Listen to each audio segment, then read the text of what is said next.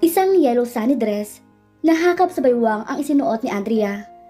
Maraming mga damit na pangbabae sa cabinet na may mga tagpalahat na ang iba ay kasing halaga na ng sahod niya sa loob ng 2 buwan. Pinatuyo niyang buhok gamit ang nakita niyang blower sa banyo kanina. Wala siyang makeup o kahit pulbo. Lumabas na siya ng kwarto. Sa hagdan pa lamang ay amoy na niya mabangong amoy ng pagkain. Napahawak si Andrea sa kanyang tiyan na kumukulo na. Gutom na siya dahil hindi siya kumain kagabi. Nasa dulo na siya ng hagdan nang may marinig siyang kumusyon sa labas ng log house. Naglakad siya papunta sa direksyon ng pintuan. Nang malapit na siya sa may pintuan, inatigilan ng dalaga ng marinig ang isang pamilyar na boses. Ahas kang lalaki ka! Ilabas mo si Andrea! Nanginginig na sumilip siya sa pintuan. Malakas na napasinghap si Andrea nang makita si Cleo at Gary na nagpapangbuno. Parehong may sugat na ang mga mukha ng mga ito pero walang gustong sumuko. Ikaw ang ahas! Traidor! Sigaw ni Cleo, saka sinugod ng sapak si Gary. Sa pulsa pa nga ang huli. Natumba ito sa lupa, susugudin pa sana ito ni Cleo pero nasipa ito ni Gary. Mabilis siyang tumakbo nang makitang magkapang-abot ng muli ang dalawa. Humarang si Andrea sa gitna ng mga ito. Tama na! Sigaw ni Andrea. Tumigil naman ang mga ito at parehong habol ang hininga. Han! Tawag sa kanya ni Gary. Nilingon niya ito at parang nadurog ang puso niya nang makita may sugat ang kilay nito at labi. Namamagari ng panga nito. Nakahawak si Gary sa tadyang nito at halatang may iniinda doon. Nilapitan niya ito at mabilis na niyakap. Kahit nasaktan na, ay pinilit niyakap ni Gary ang isang kamay nito sa kanya. Naramdaman niya ang paggalit nito sa ulo niya. Uuwi na tayo. Bitiwan mo si Andrea! Pareho silang napatingin kay Cleo na puno ng galit ang mga mata. Maliban sa sugat sa labi nito, mukhang wala namang ibang iniindang binata. Matalim ang mga mata nito nakatingin sa kanila. Nagngangalit ang mga panga nito habang mahigpit na nakakuyom ang mga kamay. Galit ang mga mata ni Cleo, kaya wala sa loob na nagsumiksik siya sa likod ni Gary. Nakita niya ang sakit na bumalatay sa mukha ni Cleo pagkatapos ay agad na napalitan ng puot. Bitiwan mo siya, or else, may kilalagyan ka. Mapanganib ang boses na sabi ni Cleo. Hindi naman natinag si Gary, pero siya naman ay halos manginig na ang tuhod sa galit na nakikita niya sa mga mata ng asawa. Mas matangkad ito at malaki ang katawan kaysa kay Gary, kaya hindi rin nakapagtataka na hindi ito napuruhan ng huli. Nagkakamali ka! You are the one who need to let her go! Tigilan mo na ang kaibangan mo, Cleo! Galit na sigaw ni Gary. Tumigil ka! I swear masasaktan kita! Bumaling sa kanya ang mga mata ni Cleo at inilahad ang palad sa kanya. Come here, Andrea! Seryoso ng wika ni Cleo. Umiling siya. Halos malumukos na niya ang damit ng kasintahan na sobrang higpit ang kapit niya dito. Gusto na niyang umuwi at makalayo sa galit ni Cleo. Hindi niya kayang harapin ang galit nito kaya sasama siya kay Gary kahit anong mangyari. Hindi siya magpapaiwan. Ngumisi si Gary kay Cleo. Ako ang pinili ni Andrea kaya aalis na kami. Hindi umimik si Cleo. Naging blanco ang ekspresyon ng mukha nito. Nawala ng buhay ang mga mata nito. Kahit anong emosyon ay wala kang mababakas. Mas malamig pa sa yelo ang mga titig nito sa kanya. Tumalikod na sila at iniwan si Cleo. Inalalayan ni Andrea si Gary dahil halatang hirap nito sa paglalakad. Pero habang humakbang siya palayo, parang may kung anong mabigat na bagay ang dumagan sa puso niya. Pumatak ang mga luha niya. May kung anong pumipigil sa kanya na huwag umalis, na huwag iwan ng asawa. Nilingon niya ito para sulyapan sa huling sandali bago sila umalis ni Gary. Pero gano'n na lamang ang palalaki ng mga mata ni Andrea nang makitang may hawak itong armas at nakatutok sa kanila. Bago pa man siya makakilos, ay nakarinig na siya ng ingay. Naramdaman niya na biglang bumiga si Gary at nang tingnan niya ito ay nakaawang ang labi nito at may dugong tumutulo doon. Sinapu niya ito pero dahil mas mabigat ito sa kanya ay natumba siyang kasama nito. Pinilit niyang bumangon.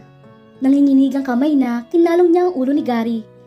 Parang nalalaki ang ulo niya at namamanhid ang buong katawan niya nang makitang may tama ang bandang tiyan ng kasintahan. Hindi maaari. Mabilis na nagunahan ang pagpatak ng luha ni Andrea sa nakikitang paghihirap ng kasintahan. Niyakap niya ang ulo nito ng mahigpit. "No, please, honey. No." Bulong niya rito. "Tulong! Tulungan niyo kami!" Sumisigaw siya para humingi ng tulong, pero sino bang niloloko niya? Nasa gitna sila ng gubat at ilang kilometrong layo ng malapit na bahay dito. "Shh! Don't cry." Kahit hirap ay inangat ni Gary ang kamay at pinunasan ng luha niya. Lalo siyang napaiyak. May kinuha ito sa bulsa at isang susi. Susi ng sasakyan nito. "Umalis ka na, Andrea." Pinilit itong siniksik ang susi sa kamay niya. Mabilis siyang umiling kahit nalalabo ang mga mata dahil hilam sa luha ay kita niya pa ding nahihirapan ito. Isang malakas na kamay ang biglang humawak sa braso ni Andrea kaya naman nabitiwan niya ang susi ni Gary. Tumingala siya at nakita niya si Cleo. Hinila siya nito kaya napatayo siya. "Napakasama mo!" Galit na sinuntok niya ito habang hinihila siya. "Bitiwan mo ako, Cleo!" Nagpumigla si Andrea dito pero kahit anong gawin niya ay hindi siya nito binitawan. Binuksan ni Cleo sa sasakyan nito at pabalaya siyang itinulak sa loob ng passenger seat. Napasubsob siya. Tumama pa ang noon niya sa may kambyo kaya bagya siyang nahilo. Mabilis na pumasok si Cleo sa driver's seat at pinarangkada pinatakbo ang sasakyan. Tarantang umayos naman siya ng upo at tinangkang buksan ang pintuan pero nakalak iyon. Kinalampag ni Andrea ang bintana ng sasakyan. Hindi niya matanaw si Gary. Bumaling siya kay Cleo. "Si Gary, hindi natin siya pwedeng iwan. Cleo, please. Tulungan natin si Gary. Baka kung anong mangyari sa kanya." Pakiusap na wika ni Andrea dito, pero hindi man lang ito natinag. Nagdadrive pa rin si Cleo at nasa kalsada lang ang paningin. Nakadama siya ng galit sa binata. Sobra na ang kasamaan nito. Paano nito nagawang saktan ang sarili nitong pinsan? Tao ba ito? Galit na inagaw niya ang manibela dito. "Kainis ka!" Mura nito nang gumewang sa sasakyan dahil sa pakikipag-agawan niya dito ng manibela.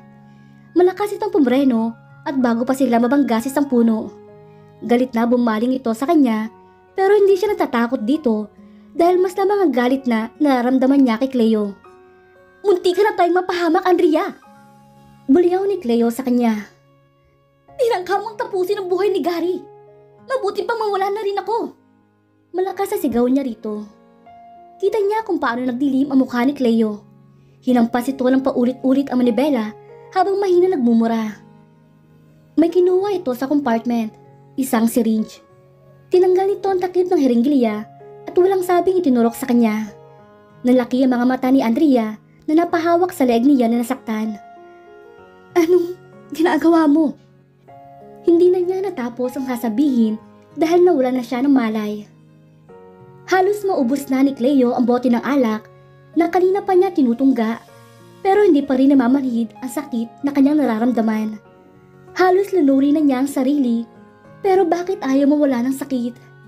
Kahit saglit lang, kahit isang minuto lang, gusto niyang ipahinga ang puso niya na durog na. He wanted to send himself to sleep pero hindi niya magawa. Hindi na rin umiepekto ang sleeping pills sa kanya dahil na-immune na siya. Kahit ilan ang inumin niya, wala lang saysay dahil mauwi lang iyon sa koma pag pinilit niya pa kahit napakaganda nun sa pandinig niya. Ang matulog na wala ng kasiguraduhan ang pagising. Dahil kapag tulog, hindi ka na makakaramdam ng sakit. Pero hindi pwede. Hindi pwedeng makoma siya. Minsan nang nawala ang babaeng mahal niya, nang mawala siya ng matagal. At ngayong kasal na sila, hindi siya papayag na maagaw na naman ito ng iba kahit mandaya pa siya. Basta na lang niyang inihagis ang bote ng alak nang wala na siyang masai dito. Tumayo siya mula sa pintuan na nasa library niya at susuri-suri na tinungo ang pinto na nakakonekta sa kwarto niya. Natawa siya sa sarili. Lasing na siya pero bakit ang sakit andon pa rin? Di ba sabi nila, ang alak nakakamanhid, nakakawala ng sakit? Mali ang nagsabi nun. Kasi siya, ramdamin niya ang kalasingan pero nasasaktan pa rin siya. Nahihilo lang siya dahil sa alak pero di naman gumagaan ang pakiramdam niya. Tanging lampshade lang ang nagbibigay ng liwanag sa buong kwarto Pero sapat na iyon para makita niya ang isang anghel na payapa nakahiga sa malaking kama niya. Kita ang magandang katawan nito. Sabi na nga, bagay dito mga pinamili niya. Aniya sa sarili. Lumapay si Cleo at lumupo sa gilid ng kama. Napakaamo na mukha ni Andrea. Napakaganda. Hinawi niya ang hibla ng buhok na tumabing sa mukha ni Andrea. Hinaplos niya ang mukha nito. Napansin niya ano to yung luha sa mga mata nito. Napatiimbagang siya. Napapikit siya ng mariin na muling maalaala kung paano ito yumakap sa pinsan niya kanina. Kung paano nito pinili ang pinsan niya kaysa sa kanya. Sa kanya na buhay na nitong nakasama. Paulit-ulit na naririnig ni Cleo sa isip ang mga sinabi ni Andrea kanina. Mahal na mahal ito ang pinsan niya at mas gugustuhin pang mawala na lang kaysa makasama siya. Nagdilat siya ng mga mata na puno ng galit at pagkamuhi. Kanya lang si Andrea. Ang lahat-lahat dito ay kanya lang. Walang ibang makakaagaw nito sa kanya. Kasal na sila. Pero hindi pa yung sapat para manatili ito sa kanya. Siguro kailangan nilang magkaanak. Napangiti siya sa naisip. Kailangan may maging dahilan para hindi siya iwan ng babaeng pinakamamahal niya. Yun ang magiging susi para manatili ito sa kanya. Para habang buhay na itong nakatali sa kanya. Sumampa si Cleo sa kama at tinabihan ng asawa. Tinanggal niya ang dress nito. Buong paghangang sinuyod niya ng tingin ang kabuuan ng asawa. At muli may naganap sa kanila ng asawa. Wala itong kalam-alam sa naganap sa kanila. Napangiti si Cleo nang bumagsak sa tabi ni Andrea. Sisiguraduhin niyang mabubuntis niya ito sa lalong madaling panahon. Kahit pa kamuhian siya nito. Tumagilid siya at niyakap na mahigpit si Andrea. Mahal na mahal kita. At lahat igagawin ko para sa iyo, Andrea. Buong pagmamahal na wika ni Cleo. Bagyang napailing si Andrea at pilit na iminulat ang mga mata. Malabo ang paningin niya nang maimulat niya iyon. Iaangat niya sana ang kamay para kuskusin iyon pero hindi niya magawa. May kung ano nang kadagan sa kamay niya. Tiningnan ni Andrea kung ano iyon. Isang hita at isang braso na nakadantay sa kanya. Binalot siya ng kaba. Pinilit inalis ang nakadagan sa kanya kahit hirap at masakit ang katawan niya. Nang maalis iyon ay pinilit niyang maupo ng maayos. Napangiwi si Andrea na may maramdamang sakit. Napasinghap siya nang ma-realize na wala siyang kasuotan kahit isa. Napaluha siya nang mapagtanto kung anong naganap. Napalingon siya sa katabi niyang mahimbing natutulog at may ngiti pa sa mga labi. Malakas niya itong sinampal at sinuntok kahit sa bawat galaw niya ay napapaigik siya sa sakit. Inangkin na muli siya ng lalaking kinamumuhian niya. Napakasama mo talaga! Wala kang puso! Mawala ka na sana, Cleo! Humahagulhol na sigaw ni Andrea dito. Galit na hinawakan nito ang magkabila niyang braso. Tumigil ka, Andrea! Bulyaw nito sa kanya. Ano bang problema mo? Anong problema ko? Anong problema kung lalaki ka? Ginalaw mo ako! Kumawala ang kamay ni Andrea at malakas ulit itong sinampal. Napabiling ang mukha nito sa lakas ng sampal niya. Nagngangalit ang panga ni Cleo. Asawa kita, Andrea! At may karapatan akong sipingan ang asawa ko kahit anong oras ko gustuhin. Baka sa sarkasmo sa boses ni Cleo. Ang mga mata nito ay tila nanuluya pa sa kanya. Napakasama mo talaga, Cleo. Napaupo na lamang ang dalaga. Umalis naman si Cleo sa tabi niya at tumayo. Wala itong pakialam kahit walang kasuotan na naglakad papunta sa pinto ng banyo at pabalibag na isinara iyon. Tumagilid siya at namaluktot sa kama. Niyakap niya ang sarili saka umiyak na umiyak. Awang-awa siya sa kanyang sarili. Ano bang kasalanan niya? Bakit kailangan sa kanya mangyari ito? Bakit kailangan mapasok siya sa madilim na kinilalagyan niya ngayon? Hindi ito ang pinapangarap niyang buhay. Hindi ito ang gusto niya maging buhay. Gusto niyang sumigaw at magwala, pero wala ng lakas ang natitira sa kanya para gawin iyon. Pinipilit niyang isipin kung may nagawa ba siyang masama sa kapwa niya. Kung may naagrabyado ba siya. Bakit pinarurusahan siya ng ganito? Anong gagawin ni Cleo para mapaibig ang kanyang asawa ngayong dumating na si Gary sa buhay ni Andrea. At dito na po nagtatapos ang kabanata ng ating kwento. Please like, share, subscribe for more updates. Maraming salamat po.